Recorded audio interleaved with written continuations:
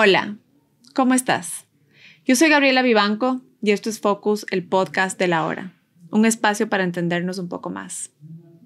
Hoy quiero empezar con una pregunta y es si alguna vez te arrepentiste de la carrera que escogiste o de lo que estudiaste o de tu trabajo. Una encuesta que hizo LinkedIn el año pasado, terminando el 2023, a 3,190 personas, dio cuenta de que 38% de ellas tomarían una nueva posibilidad, una nueva opción, si es que tuvieran oportunidad para empezar de nuevo su carrera o sus estudios.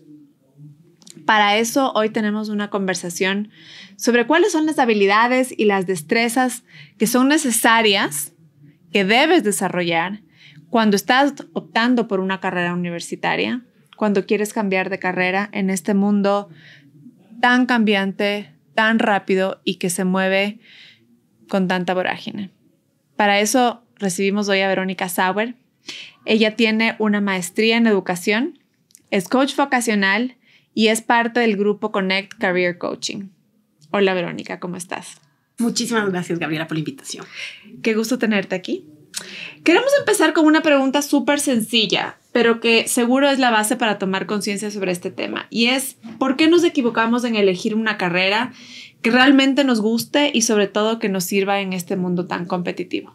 Excelente pregunta. Mira, Gaby, uno de los temas fundamentales es entender que a veces la forma en que tomamos la decisión de cómo elegimos la carrera, ese es el error fundamental.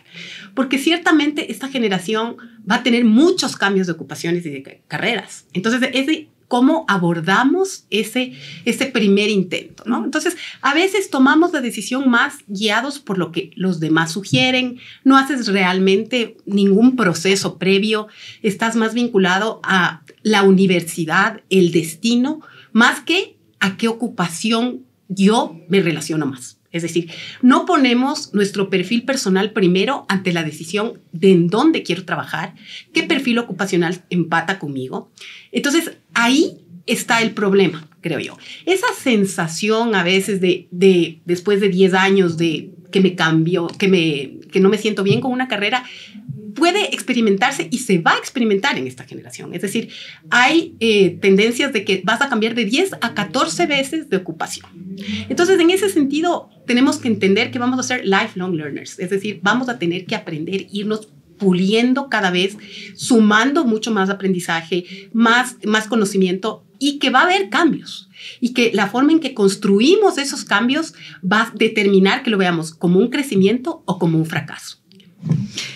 Y en ese sentido, ¿qué rol tiene entonces la identidad del joven, ¿no? Ustedes trabajan, por ejemplo, en este proceso de asesorar a los jóvenes cuando están y a los padres, cuando están pensando en su camino hacia la universidad, en su camino hacia su profesión.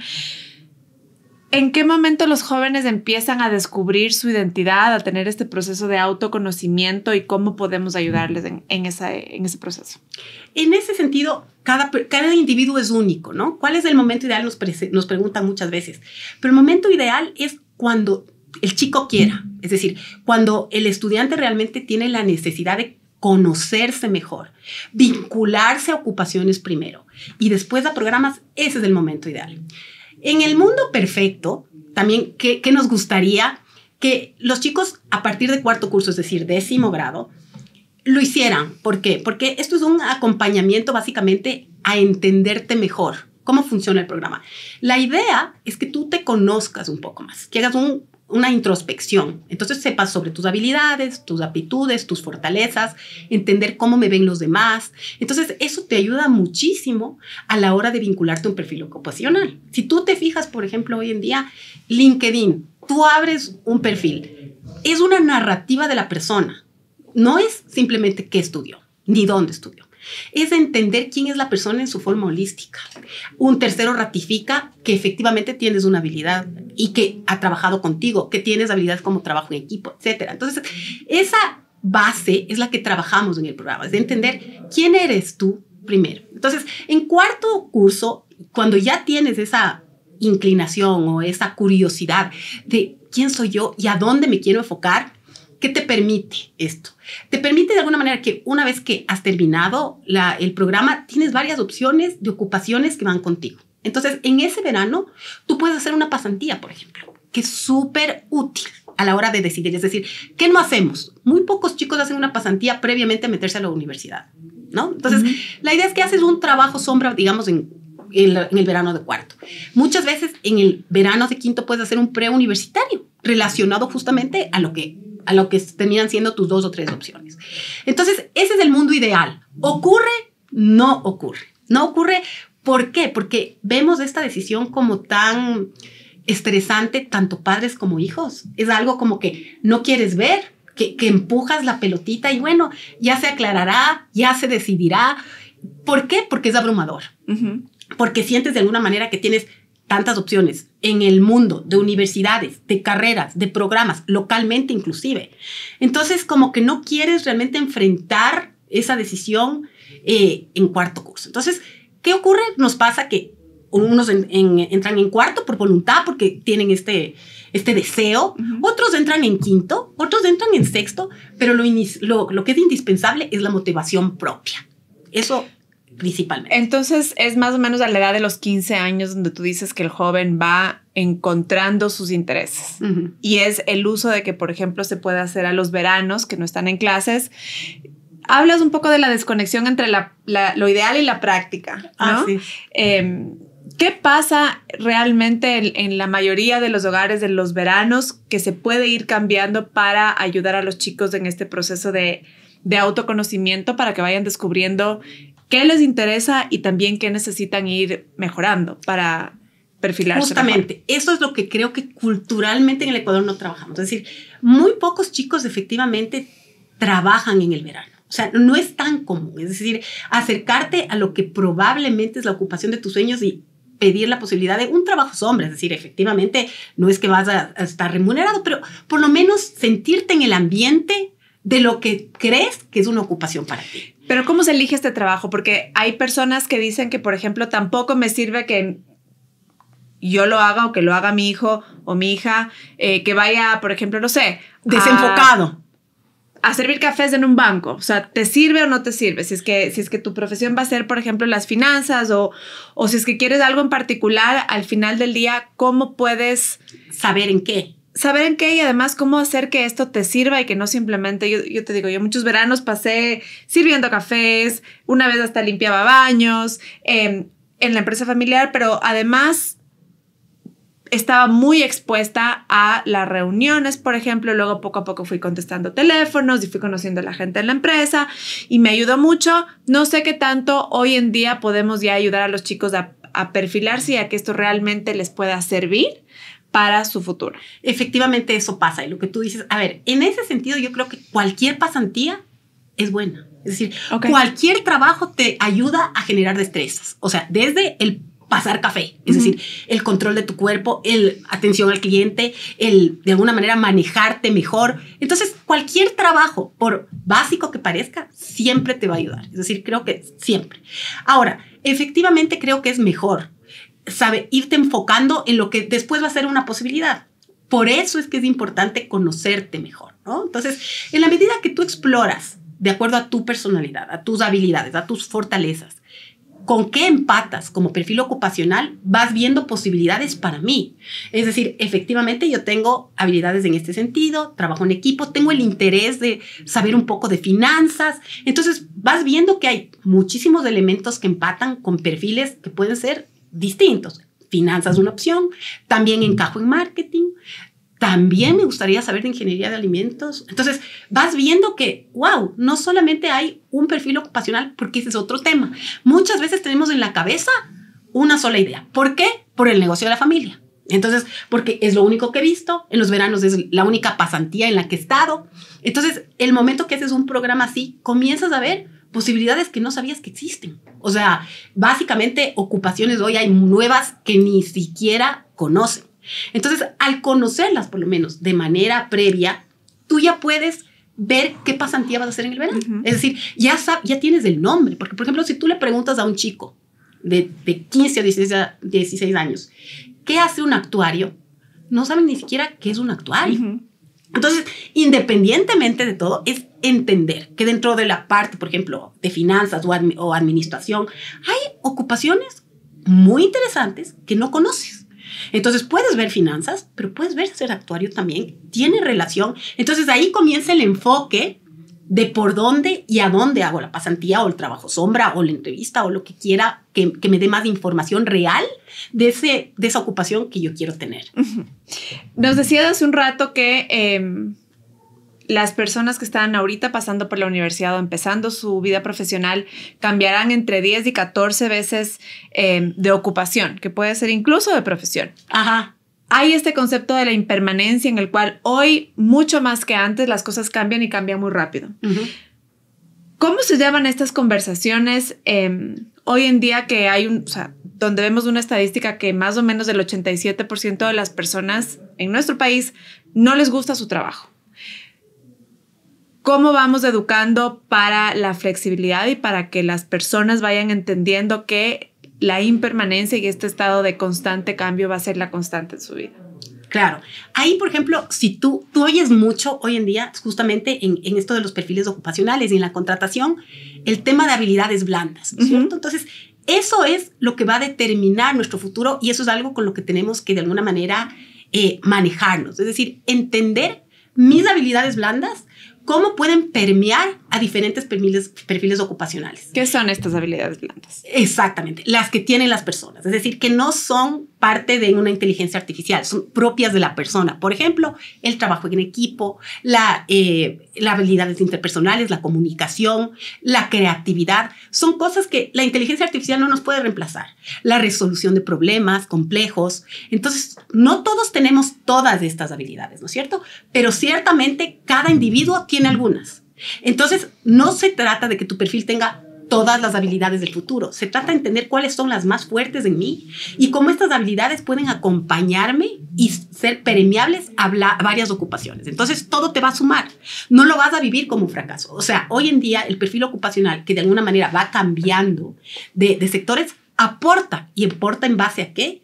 Justamente a este trabajo de habilidades, de habilidades blandas, ¿no? Entonces, por ejemplo, si tú trabajas en comunicación y eres bueno, tú puedes permear a un sector tecnología en un área completamente distinta, pero esas habilidades que generaste son útiles en la parte tecnológica. Entonces, por eso no lo ves como un fracaso, porque entiendes que es una construcción de un perfil personal que puede ir mutando de ocupaciones, pero aportando a un perfil mucho más completo, si se quiere, porque tienes conocimientos de muchos sectores que te pueden ayudar.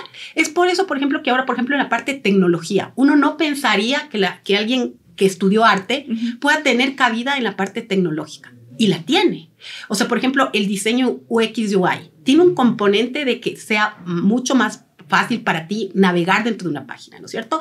Y de alguna manera hay un componente artístico también, cómo pones, cómo creas eso, y uno no sabe, o sea, uno piensa, dejo la parte tecnológica aparte porque no soy muy hábil y soy artista. Entonces, hay que entender que desde la parte artística también puedes aportar a la parte tecnológica, pero después. Entonces, por eso es importante que si te sientes artista, creativo, etcétera, eres consciente de las habilidades que has desarrollado en otro perfil ocupacional y puedes migrar a otra industria en cualquier momento de tu vida con ese conocimiento y esas habilidades. Antes, por ejemplo, habían conocimientos, más que no se hablaba tanto de habilidades, sino de conocimientos. Por ejemplo, el manejo del inglés, donde siento que es todavía, ¿no? El idioma del conocimiento universal. Te abría muchas puertas y te daba muchas posibilidades, incluso en el mercado laboral. Hoy en día, ¿cuáles son, si existen, estas habilidades fundamentales? Es decir, por ejemplo, la adaptabilidad, la flexibilidad. ¿Cómo ven ustedes en el sentido de estas son las cosas que sí o sí necesito desarrollar para desenvolverme en el mundo de hoy? A ver, eso también es importante reconocer. Es decir, efectivamente, una de las partes, la tecnología viene porque viene a toda área, a toda industria. En ese sentido, lo que hay que reconocer es que todo lo que es rutinario va a ser reemplazado por la tecnología. Entonces, por eso es que se vuelve importante que tengas conciencia que todo lo que es pensamiento crítico, creatividad, eso es lo que va a determinar tu éxito en cualquier ocupación.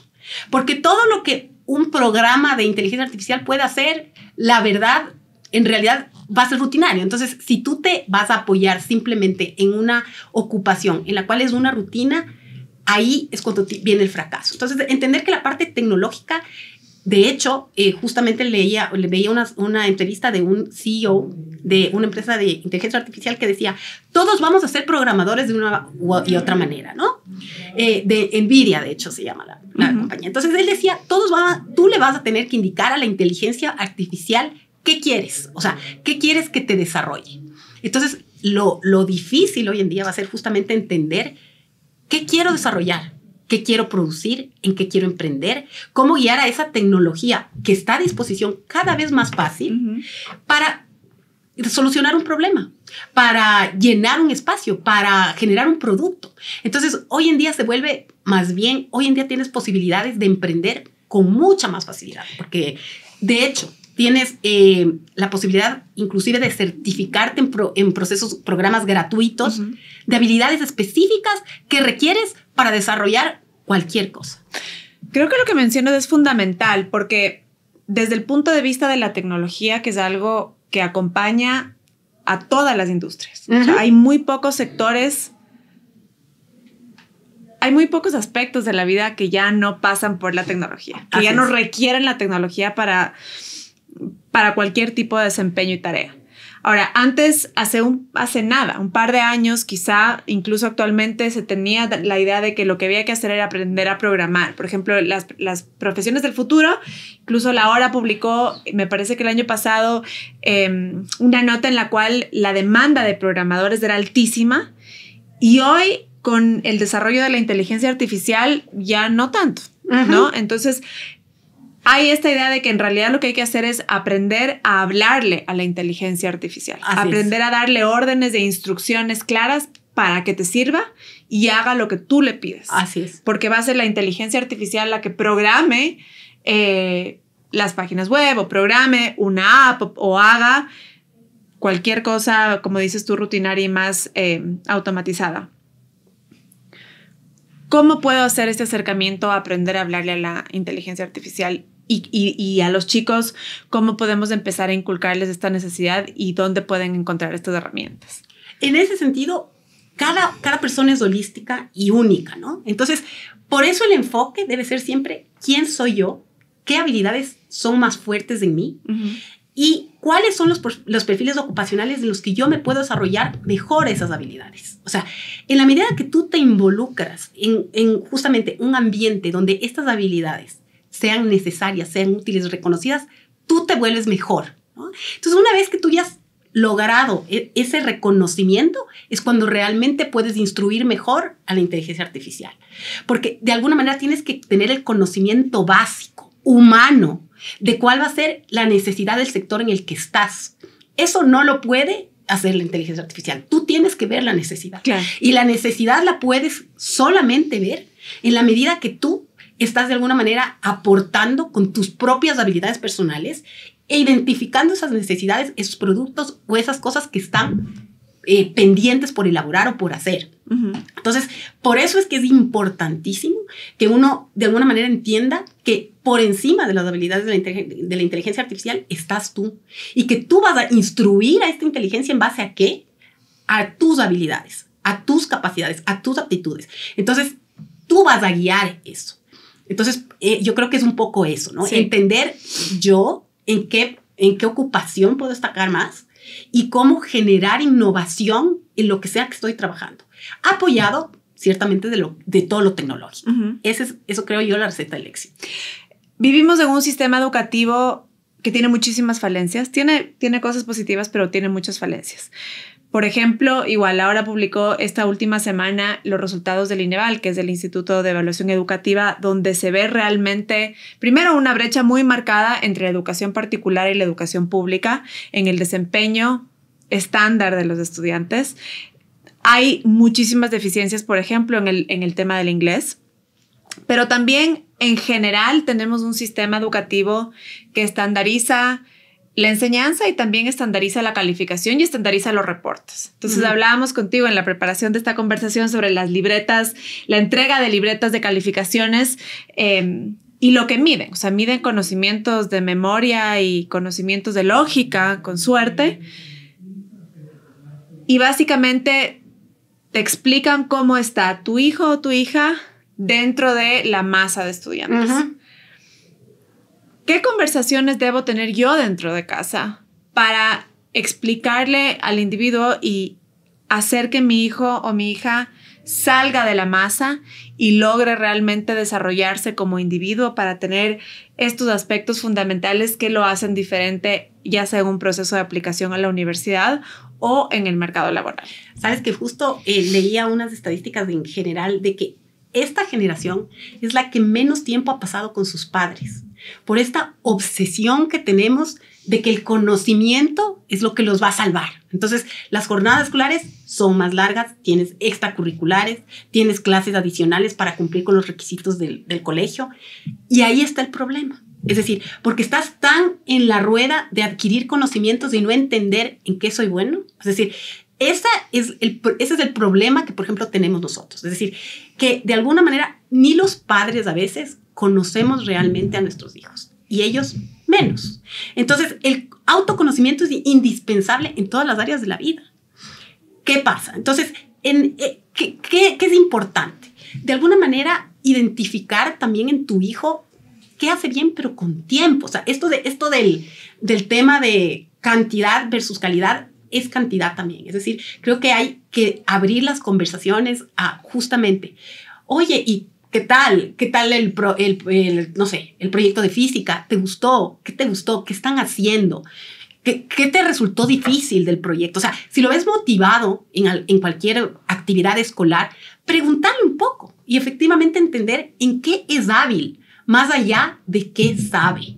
Es decir, es súper importante que entendamos que el conocimiento también es qué hago bien, qué conozco bien, qué me gusta hacer. O sea, entendernos desde varias aristas, ¿no? Entonces, el colegio un poco nos obliga a cumplir con todo lo que deberíamos saber, pero no entendernos desde nuestra propia perspectiva en cómo este conocimiento aporta dentro de mis habilidades personales y cómo lo puedo utilizar. Entonces, por eso, por ejemplo, en Finlandia tú tienes un aprendizaje distinto en el sentido que hay se llama Project-Based Learning. Entonces, es un aprendizaje basado en proyectos, en los cuales los chicos tienen que desarrollar un proyecto de cualquier tipo. Hay una motivación intrínseca de hacer primero y luego ir resolviendo. Entonces, va resolviendo mediante el conocimiento. Entonces, resulta que vamos a vender galletas, ¿ok?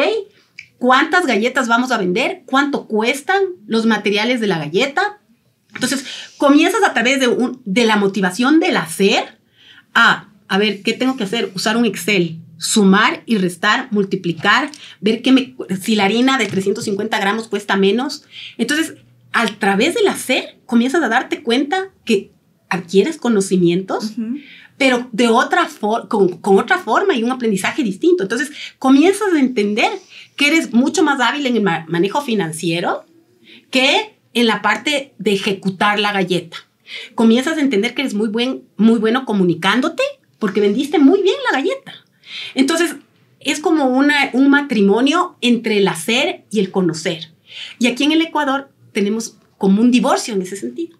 Conocemos mucho, pero no hacemos precisamente con ese conocimiento nada motivacional por ti mismo. Es decir, no tienes esta obligación de hacer. Entonces, no conectas lo uno con lo otro. Tienes una base de qué sabes, pero no cómo utilizar ese conocimiento con habilidades. Mencionas el tema, por ejemplo, de los padres o madres que intentan, para buscar oportunidades para sus hijos, llenarles el espacio de, como dices tú, conocimientos. Hay miedo también. Vivimos en un país en el cual te toma entre 8 y 9 generaciones salir de la pobreza. Entonces, la perspectiva de futuro es una perspectiva que preocupa y que asusta. Y en ese sentido, obviamente, todos los padres y madres, o casi todos, la gran mayoría, siempre tratan de tomar las mejores decisiones para sus hijos. Pero en ese sentido, ¿cómo llevas esta conversación con los padres y madres de familia para explicarles que sí, enfrentamos algo desconocido y que tienen que también un poco quizás soltar sus miedos para darle esa libertad al chico y a la chica a que exploren el mundo, ¿no? Porque al final del día tenemos esta concepción de que hay profesiones en las que te va a ir bien. Ajá. Abogado, médico, por ahí ingeniero, tal vez. Y hay profesiones en las que, pues, a mí me decían, vas a ser periodista, te vas a morir de hambre. Y realmente no, es una profesión difícil. Sí. Lo mismo les dicen a los maestros de escuela, que es una profesión totalmente pobremente remunerada, muy ingrata, pero fundamental. Entonces, hay esta preconcepción de las profesiones y tú dices, bueno, mi hijo que se haga médico porque seguro le va a ir bien. ¿Cómo tienes esta conversación para permitir esta exploración que también es un paso a lo desconocido? Especialmente con los padres. Yo creo que los jóvenes tienen menos miedo. Efectivamente. Y eso, qué bien que lo preguntaste, porque eso es efectivamente lo que ocurre. Es decir, hay mucho vías de lo que es o no rentable dentro de una ocupación. Entonces, por ejemplo, la que tú acabas de decir, médico, por ejemplo. Entonces, todos, la gente de provincia, todos mandan a sus hijos a la facultad de medicina porque en realidad confían en la medicina per se. Y en ese sentido es súper complejo porque tienes que conocer efectivamente cuál es el mundo de la medicina. Y hoy en día hay de alguna manera la posibilidad. Entonces es importante entender cómo es la dinámica de cada profesión y ocupación. Si tú entras, por ejemplo, al Departamento de Trabajo de Estados Unidos, a las estadísticas, la medicina es una de las más complejas en crecimiento. ¿Por qué? Porque la inteligencia artificial y todo lo que es tecnológico tiene un impacto directo en la medicina. Entonces ya no necesitas médicos para todo. Hoy hay carreras técnicas relacionadas con la medicina, más cortas que están absolutamente bien remuneradas.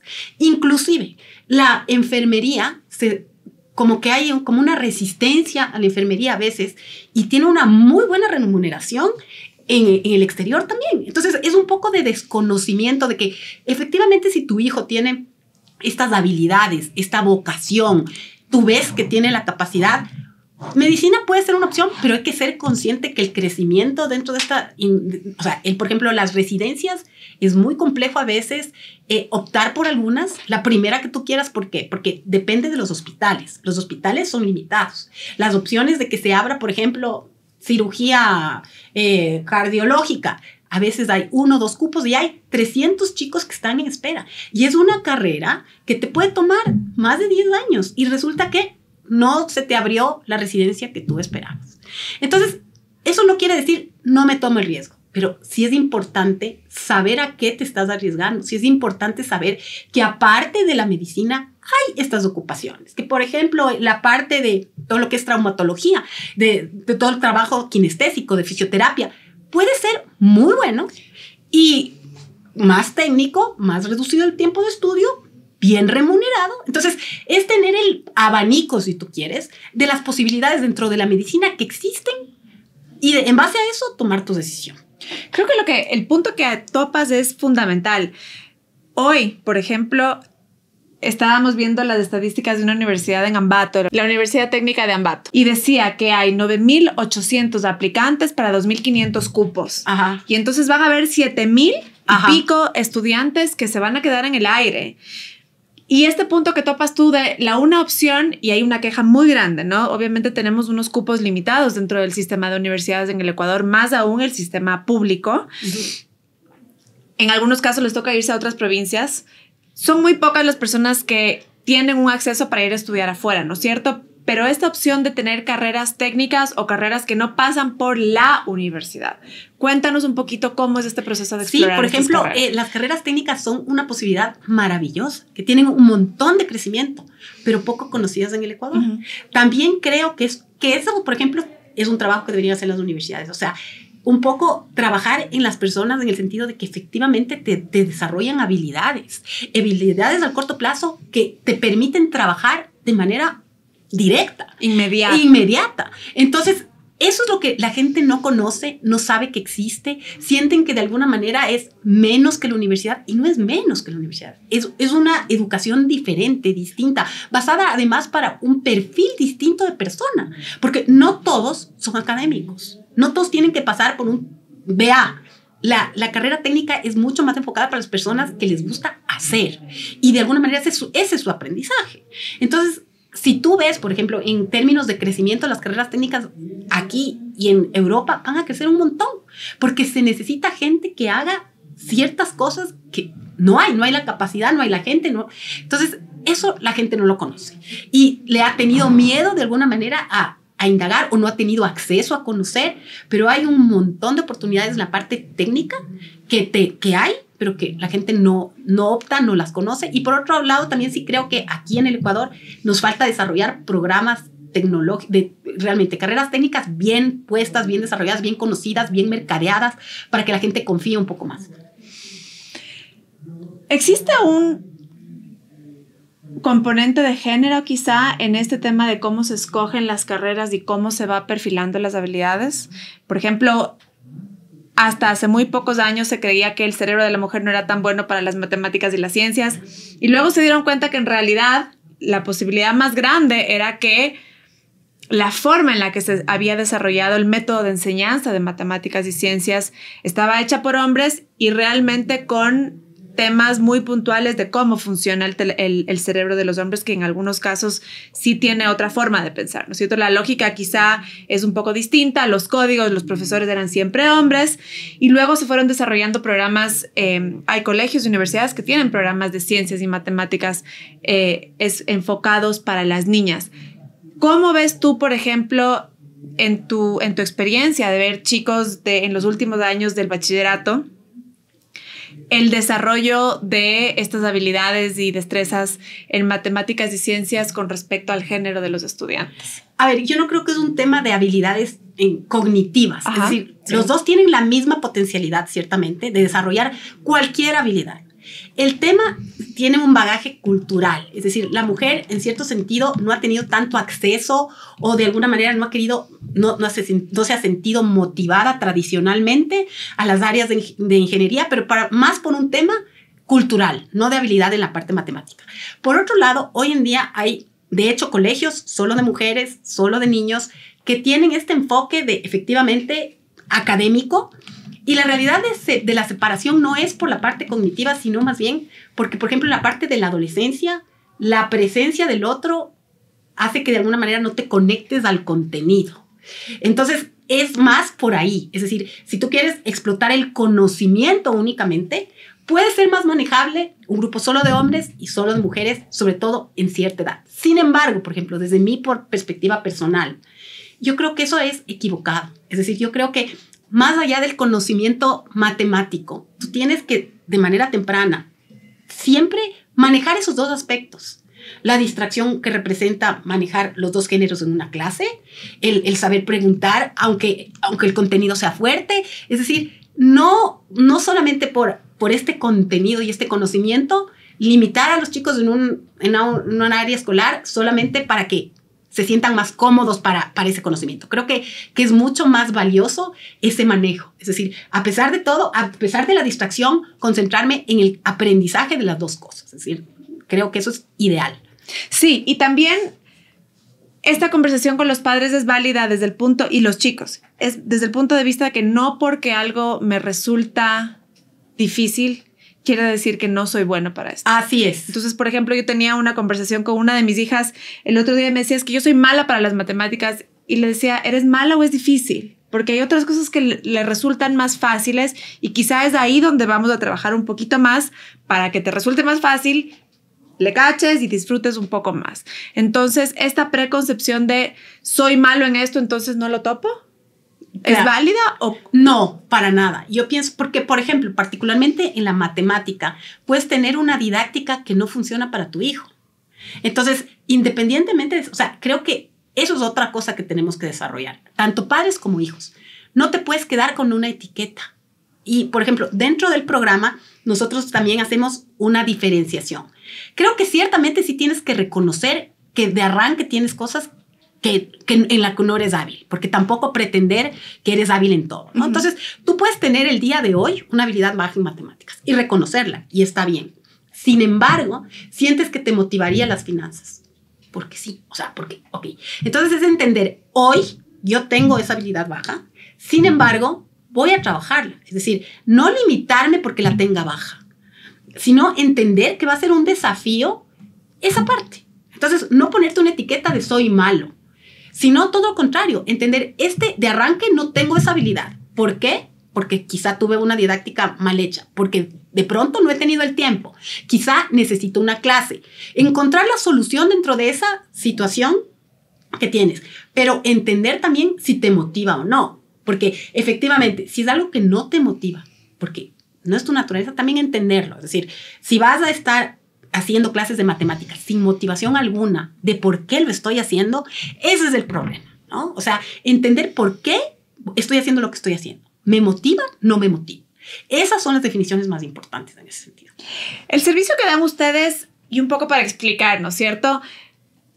Se trata de ayudar a guiar a las familias, a los jóvenes, en este mundo de tanta información y de tantas posibilidades de carreras que no sabemos ni que existen y de carreras que se van a crear que en este momento ni existen. ¿Qué les decimos a las personas que tienen esta curiosidad, ¿no es cierto? De no sé qué voy a estudiar, no sé qué me gusta, porque además empieza, ni siquiera es, no sé para qué soy bueno, no sé qué me gusta, mucho peor lo que voy a estudiar, mucho peor lo que voy a hacer de aquí a 10 años, ¿no es cierto? Ahora hay personas que no tienen la posibilidad de acceder al servicio que ustedes prestan o un servicio similar. Entonces, obviamente lo ideal sería guiarse con un profesional, pero si es que no tengo acceso o por ahí vivo en provincia, ¿qué le recomiendas? Mira, hoy en día todo, eso te decía, podemos hacerlo de manera autónoma. Eso es a veces aterrador, ¿no? No todos tenemos la autonomía para investigar o hacer. Entonces, si tú pones en ChatGPT, o sea, algo así tan simple como ¿cómo escojo una carrera? Te va a salir. Fíjese en tus intereses, en sus fortalezas, en sus aptitudes. Te dice exactamente lo que tienes que hacer. La realidad es que no lo hacemos. O sea, a veces necesitas un acompañamiento. Entonces, hay de hecho tests, los mismos tests que nosotros utilizamos los puedes conseguir de manera gratuita en el internet.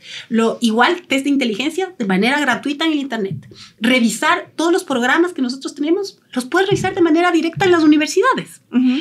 Pero la realidad es que, como tú mismo dices, hay tanta información que a veces la necesitas de una forma más compacta y organizada para poder valorarla.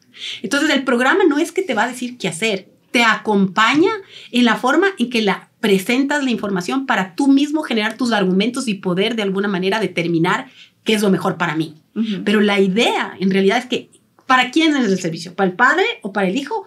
El chico. Porque el chico es el que va de alguna manera tener argumentos para él mismo, para compartir con sus padres. Porque la idea del programa es empoderarlos a ellos de su propio perfil ocupacional y entenderse a sí mismos en cuanto a la decisión que están tomando. Que eso es lo que realmente hace el programa. Es decir, que ellos puedan entender y validar por qué están seleccionando la carrera, con qué futuro, con qué empleabilidad, por qué la escogen. Y eso compartirlo, por supuesto, en familia. De eso se trata.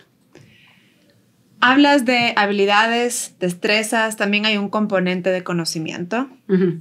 Hay un componente de incentivo o limitación económica uh-huh. de las familias. ¿Qué rol tienen los sueños y las ilusiones de los chicos? Porque siento que también hay una etapa en la vida en la que uno dice, ya, bueno, eso es pura ilusión y yo me voy a enfocar en lo objetivo, ¿no es cierto? En los datos, en qué me dice el test, en para qué soy bueno. ¿Qué tanto en la realidad se incentivan los sueños y las ilusiones? ¿Qué tanta licencia nos damos nosotros para soñar en grande? ¿Y cuáles son los elementos que además ayudan y no ayudan en este proceso de convalidar mis sueños y mis metas o mis sueños y mis ilusiones con la realidad que veo en papel? Tal cual. Esto te permite básicamente plasmar tus sueños pero de una manera objetiva. Es decir, tú tienes que básicamente proyectar tus sueños desde tu realidad personal. Es decir, uh-huh. no es matarles la motivación, porque lo que va a determinar tu éxito a largo plazo es la motivación. La motivación viene dada de que disfrutes tu trabajo, de que lo que tienes tú para aportar realmente sientas que te hace crecer, porque no tiene sentido que escojas una ocupación porque paga bien. Eso es lo peor que puedes hacer.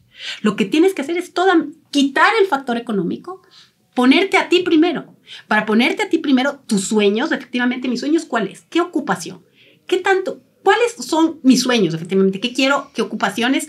¿Qué tanto empato con todo esto? Es decir, que de alguna manera tengas objetivamente la posibilidad de construir tus sueños, pero de manera objetiva. Es decir, no simplemente quiero ser artista y ok, perfecto. ¿Qué artista? Concretemos. Shakira. Ok, ¿qué te gusta de lo que hace Shakira? Bueno, me gusta que canta bien. Ok. ¿Te gusta subirte a un escenario? No. Pero Shakira se sube a un escenario. O sea, es un poco comenzar efectivamente a validar qué es exactamente lo que te gusta de esa ocupación. Porque a veces estás concentrado en el sueño sin objetivamente valorarlo. Es decir, a ver, yo no soy una persona tan expuesta. La verdad, no es que me gusta manejar redes, pero me encanta que es famosa. Y cuando ya te das cuenta que solo es la fama, dices, a ver, tú puedes ser famosa en varias opciones. Pero si no te gusta esto de subirte a un escenario, de dar entrevistas, de qué sé yo, si solamente estamos hablando de cantar, quizá te faltan algunos elementos. ¿Has valorado?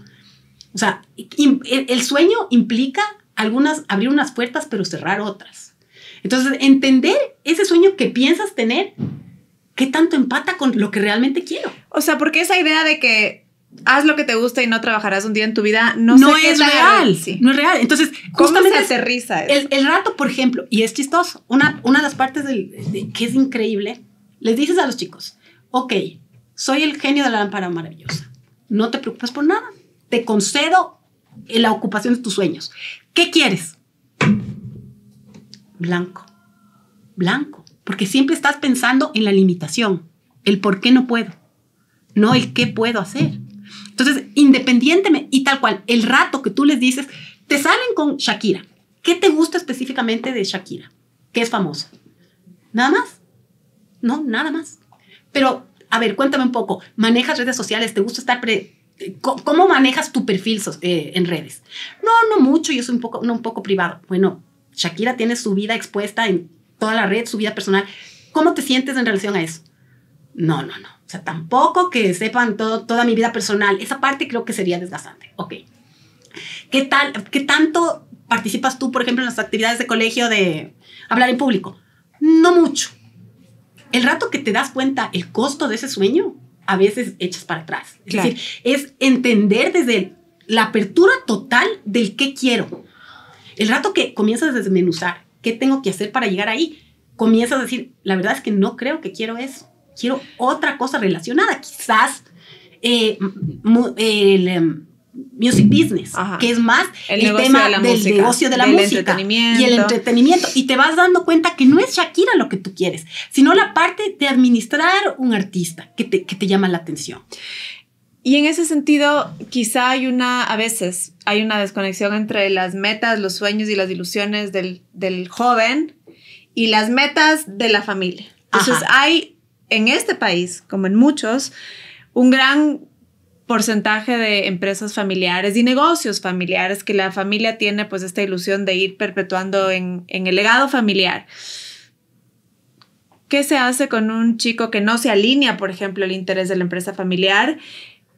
¿Cómo llevas estas conversaciones para empatar los intereses de la familia, que por ahí es la que va a pagar la carrera, y el chico que es el que va a realmente vivir esta experiencia? Lo simpático es que no soy yo, es del chico. Es decir, esto siempre, y de lo que sacas del programa, que es de alguna manera un aprendizaje para la vida, es que siempre se trata de ti. Las decisiones las tomas tú. Entonces, para tomar decisiones, de alguna manera tienes que tener la información adecuada y compartirla con los demás, comunicarla a los demás. Entonces, el programa lo que busca es que ellos defiendan su propia decisión frente a sus padres. Por supuesto, con nuestro acompañamiento. Es decir, pero él tienen que empoderarse de todas las decisiones y cómo acompañas en el proceso. Tienes la información de por qué estás tomando la decisión. O sea, el proceso le dio, efectivamente, mira papá, vi que periodismo no está creciendo. Yo particularmente soy una persona que, te has dado cuenta, soy muy tímido. No, en realidad no escribo tampoco bien, no es mi fuerte. Tampoco me veo en la parte de comunicación de la empresa. He visto varias posibilidades dentro de la empresa en las que podría ingresar en la parte financiera, etcétera. Sin embargo, no me veo ahí. La verdad es que efectivamente las habilidades que tengo como fuertes, como motivacionales, no están de la mano de ninguna de las partes relacionadas a la empresa. Esa es la verdad. Entonces, efectivamente, la parte musical, que no tiene nada que ver con el manejo de la hora, esa es mi decisión, porque efectivamente te consta que desde niño tocaba la guitarra. Me ha gustado, creo, y te consta que en las reuniones familiares realmente soy bueno. No es simplemente que lo estoy diciendo yo. Hay terceros que han validado. He escrito música, mezclo muy bien. En realidad es algo que va más con mi personalidad y con mis gustos y mis intereses. En realidad es por eso que estoy tomando esta decisión. Pero no es que, o sea, no he valorado las opciones que tengo cerca, porque también es importante reconocer que lo que tienes cerca también es bueno. O sea, ese negocio, esa empresa, o sea, sí puedes valorarla, pero no escogerla solo porque ella existe. Claro. Es una oportunidad fascinante la que tienen los jóvenes en este proceso de ir perfilando y además reinventarse, porque al final del día se ve mucho que los jóvenes salen del colegio con una personalidad, con una forma de ser, con ciertos intereses y llegan a la universidad y tienen esta oportunidad de convertirse en personas totalmente nuevas. Es mucho más fácil, asumo yo, este proceso de transición y de reinvertirte o de inventar tu nueva persona o inventar tu futuro cuando estás en esta transición. Pero a lo largo de la vida asumo que se vuelve más difícil y a veces te toca. A veces la empresa en la que trabajas cierras. A veces el negocio en el que emprendiste pues no le fue bien y tienes que empezar de cero. ¿Qué tanto más difícil es este cambio de chip realmente más adelante en la vida y qué herramientas puedes aplicar para que esta transición sea más fácil y que logres levantarte más rápido? En ese sentido, creo que eso es un paradigma que hay que cambiar. Nos va a tocar cambiarnos de ocupación, de carrera, y eso es un crecimiento, pero lo vivimos a veces como fracaso. Y eso te ocurre en varias etapas de la vida porque a veces cambian tus valores, tu realidad. Te casaste, tienes hijos y comienzas a poner prioridades distintas y es importante entender que hay veces que tú tienes que cerrar ciertas puertas y abrir otras. Entonces, por eso es importante entender que no es un fracaso cambiarse de carrera ni de ocupación. ¿Por qué? Porque tú has tomado una decisión basada en ti mismo, en la realidad particular, en todo lo que has generado dentro de esa ocupación. Se suma, nunca se resta. Entonces, es ese como pasado fatídico de si me cambio, eso es un paradigma de la generación anterior. Hoy en día van a cambiar de ocupaciones muchas veces y todo sirve, todo funciona, pero funciona en la medida que tú sepas construir adecuadamente este perfil propio, individual y único que tú tienes. Entendiendo que el coaching laboral también trabaja en eso, es decir, a ver, quiero cambiarme totalmente de industria. Yo ya tengo estas habilidades, estos conocimientos, he trabajado en esto, siento que soy bueno en esto, pero me quiero cambiar. Eso suma. ¿A qué industrias te puede acercar? Veamos otros enfoques. Eso te va a sumar siempre. No es un fracaso inclusive salir de una empresa porque se cerró, porque se liquidó. Esa es la realidad actual de todas las empresas, de muchas. Entonces se cierran ciclos, pero siempre aportan, porque quizá de un trabajo tiempo completo pasas a un trabajo remoto que en esa etapa particular de tu vida puede ser incluso más conveniente.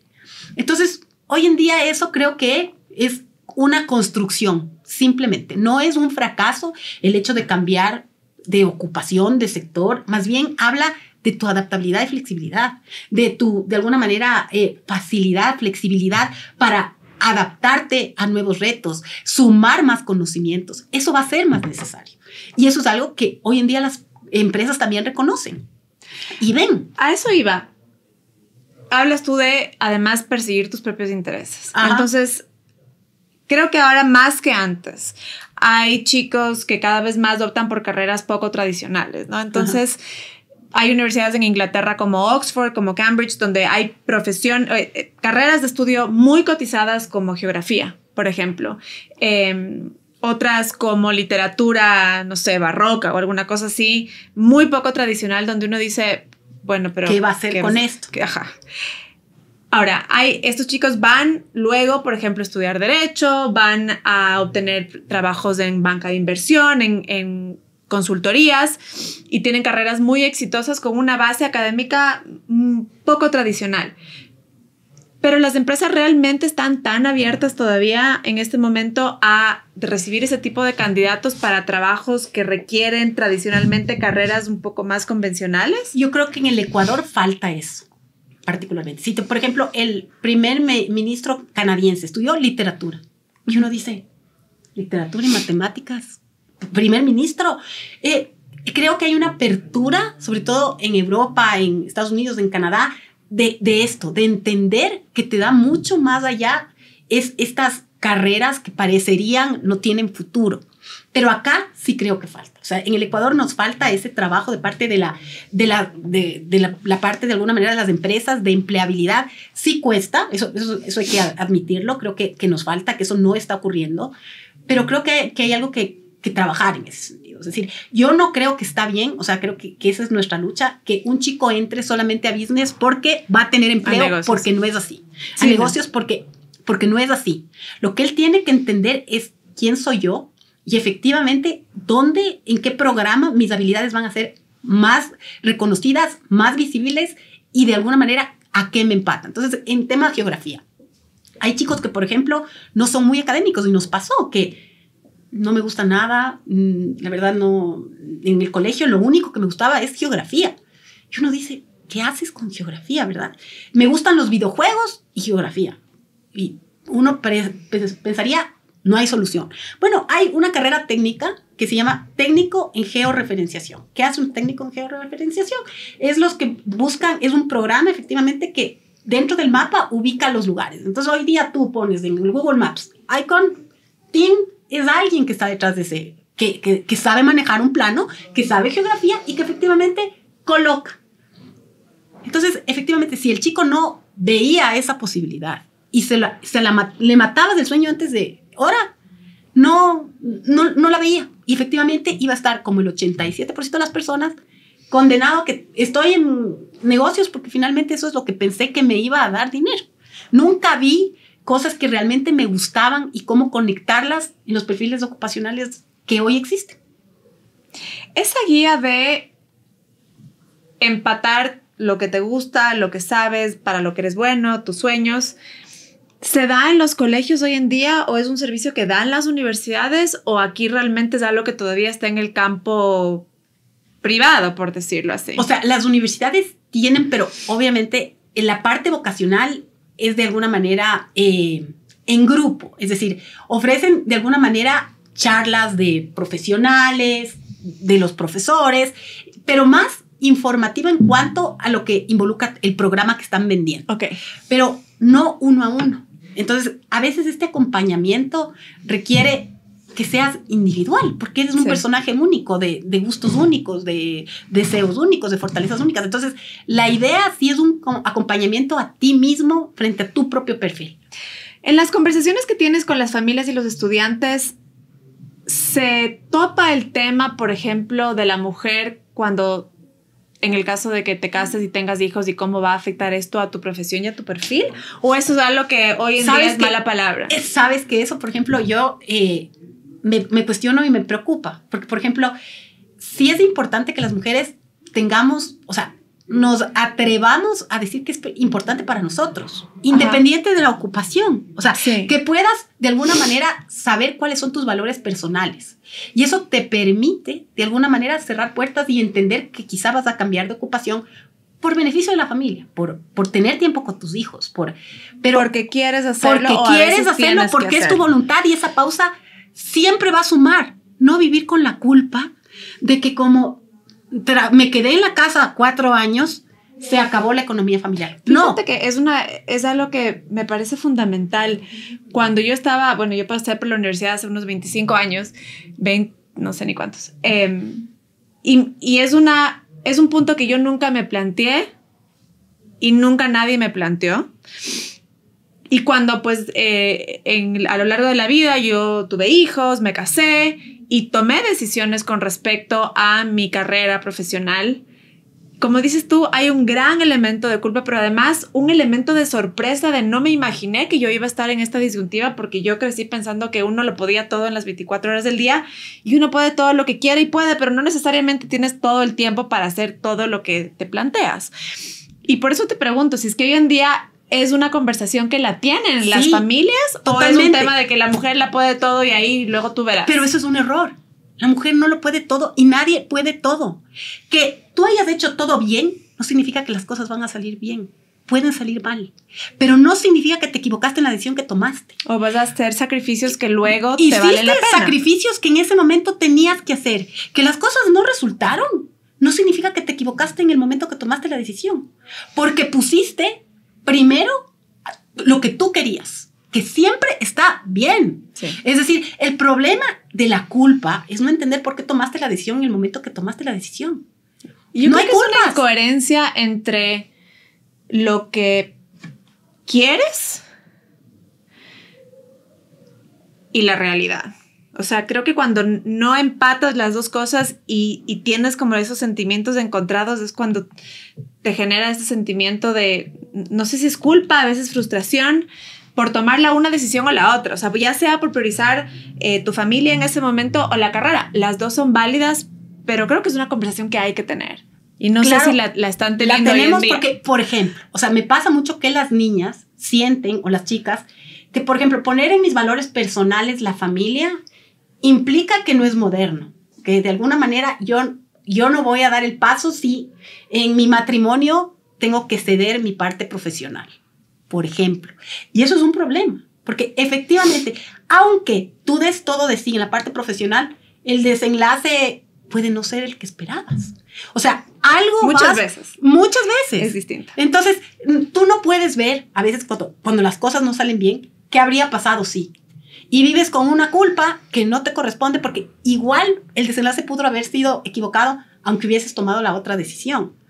Entonces, es importante que en ese momento, cuando tomas la decisión, aceptes el desenlace, bien o mal, entendiendo qué puertas cierras, qué puertas abres y por qué tomaste la decisión. Existe a veces esta idea de que la mejor educación es la más cara. Ajá. Y las familias muchas veces empeñan una gran parte de su reserva económica, se endeudan, a veces los chicos también, para pagar la educación más cara a la que puedan acceder. ¿Qué tanto realmente corresponde este costo-beneficio de escoger lo más caro y qué otras opciones se pueden explorar? Ok, yo creo que, por ejemplo, en eso, las buenas noticias es que, mira, hoy en día hay tanto acceso a conocimiento, inclusive gratuito. O sea, por ejemplo, tú tienes gente en Google trabajando que no ha pasado por Computer Science. Y dices, ¿pero cómo? Por ciencias de la computación. Exactamente, que no ha pasado por la universidad. ¿Por qué? Porque inclusive Google hace programas gratuitos. A veces de $50 si quieres. O sea, efectivamente, hoy en día el recurso o el conocimiento está en el Internet. La autonomía para bajar lo que tú quieras está ahí. Pero la decisión, a veces nosotros queremos de alguna manera delegar la responsabilidad. Como padres yo cumplí la universidad más cara, por lo tanto quiero delegar eso y sientes que de alguna manera hiciste lo mejor. No necesariamente hiciste lo mejor. Es decir, es importante entender que eso cambió. Es decir, la universidad, por supuesto, te da un título, pero el título no es todo. Es decir, hay muchísimas cosas, muchísimos elementos que tú tienes que valorar y que no hacemos. Es decir, por ejemplo, la universidad. Hoy en día tú vas a poder hacer emprendimientos. Deberías tratar de generarlos. ¿Por qué? Porque hoy en día tienes los recursos, lo que decíamos. Tú vas a de alguna manera decirle a la inteligencia artificial, ayúdame con esto, y puedes emprender de una manera más fácil como nunca antes. Sí, las barreras son mucho más bajas. Son mucho más bajas. Entonces, lo que nos da miedo es atrevernos. Todos estamos de alguna manera tratando de pagar una educación carísima para que nos empleen, no para desarrollar. Quieres que la universidad te dé los conocimientos, las habilidades del networking y confías en que lo haga. Pero no se trata solamente de la universidad, se trata de ti. Y de manera autónoma, todo lo que es conocimiento vas a poder encontrar en el Internet si realmente quieres. Los programas hoy día online te acreditan igual que los presenciales. Uh-huh. Es el mismo título, es más barato. ¿Y qué te piden en un perfil ocupacional de LinkedIn? Te dicen, necesito conocimientos de este y este programa, conocimientos de esto, habilidades específicas de lo que necesita. No te piden a veces ni siquiera el nombre de la carrera. Uh-huh. Te piden habilidades específicas. Entonces, ese es un paradigma diferente que nosotros no vivimos. O sea, nosotros no teníamos educación virtual. Para comenzar por ahí, no existía. Claro. Hoy en día sí la tienes más barata a cualquier parte del mundo. Es decir, tú puedes online coger un programa de España, de Estados Unidos, a un muy buen precio. Entonces, la parte económica no se vuelve hoy tan fundamental, sino entender qué quiero ser. Qué bueno, porque las barreras realmente a la educación... En la educación se están... Y como te digo, hay una página, por ejemplo, que se llama edX, que tienes básicamente los contenidos de MIT, Harvard, Stanford. No está toda la malla curricular, pero hay mucho. Entonces, de alguna manera, estás mucho más cerca de estos conocimientos si tú quieres. Sí, y si te organizas y te disciplinas. Exactamente. Se nos va acabando el tiempo, Verónica. Muchísimas gracias. Yo quiero hacerte 3 preguntitas más cortas para respuestas cortas. ¿Cuál es el mejor consejo que tú das en este proceso? Creo que escúchate a ti mismo. O sea, conócete a ti mismo y decide frente a tu propio perfil. ¿Y cuál es el peor? Haz lo que te diga el resto. Recomiéndanos unos 3 libros o recursos donde encuentres que hay mucha información al respecto de cómo irte perfilando o cómo perfilar a tu familia en este proceso. Hay un libro que se llama ¿Qué color es tu paracaídas? Ajá. Que es específico sobre tal cual, estas decisiones de carrera, cambios de carrera, de ocupación, y de alguna manera tiene un orden cronológico de lo que debes hacer. Ah, chévere. Ese es el resumen de lo que hacemos. Bien.